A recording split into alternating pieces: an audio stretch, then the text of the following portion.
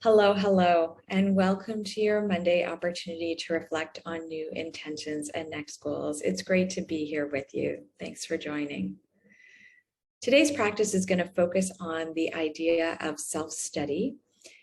And in order to get us ready for that, I invite you to find a comfortable seat, lengthen your spine, and begin to notice and bring some awareness to your breath. There's no need to control it. Just experience the inhale as it causes your chest and belly and spine to lengthen and expand. And the exhales where you let it go.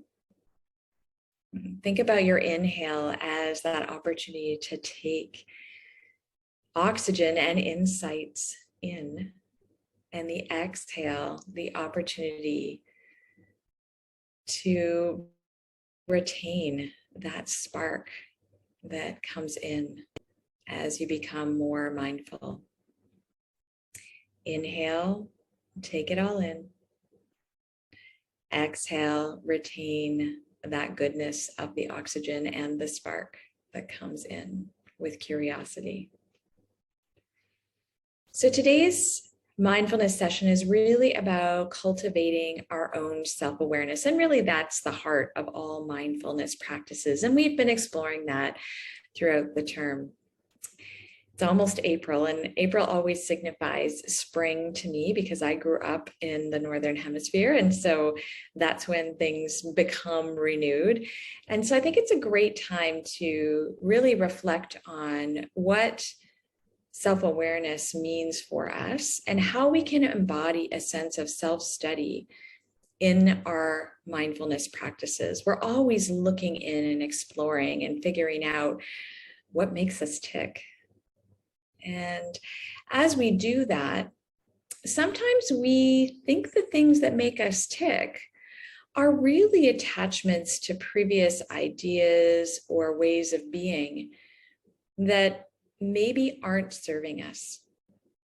So the idea of self-study requires a sense of non-attachment to ideas or to things in order to really understand who we are. So I'll give you an example. This past week, I decided in my overall well-being practice that it was probably time to spend a bit of energy and attention on dealing with some of the chronic injuries that I've experienced over my life, just in doing a variety of physical activities.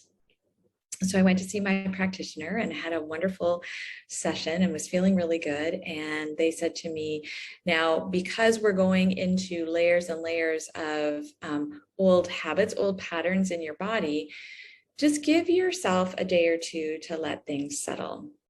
So I did very well on day one. I took it easy.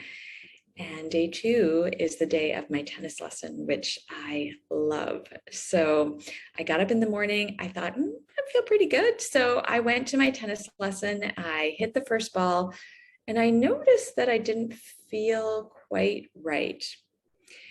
That was my body giving me the message that I probably needed to stop. But because I'm so attached to, first of all, improving at my tennis game, but also to doing regular activity, and that's my normal pattern. I go every Tuesday morning.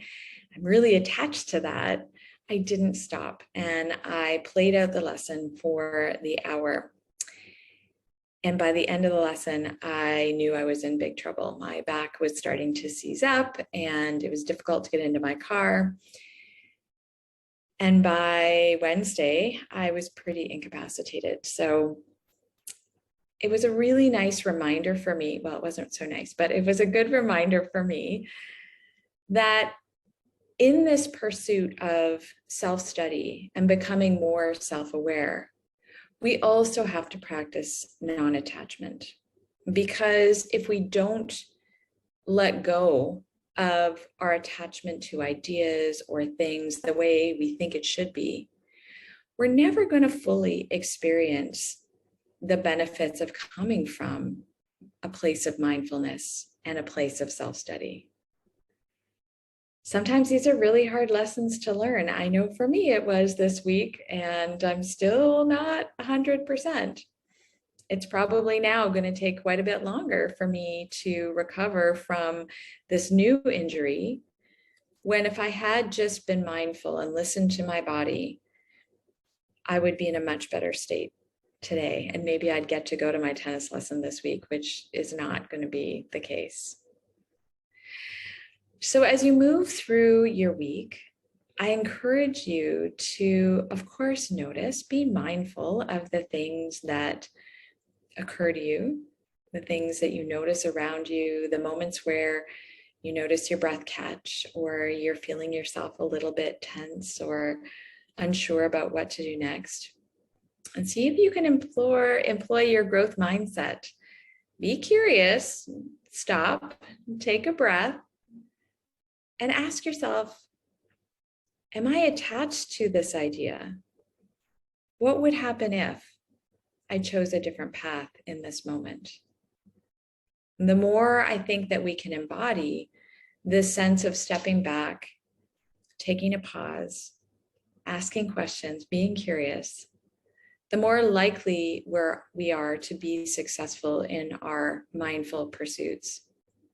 And that's really what self-study is all about. It's an ongoing practice. We can't expect change to happen overnight, but if we commit to a mindful practice regularly, whatever that looks like for you, we're able to continue to study ourselves and to explore where those attachments come from and to find ways to let them go in service of our own well-being.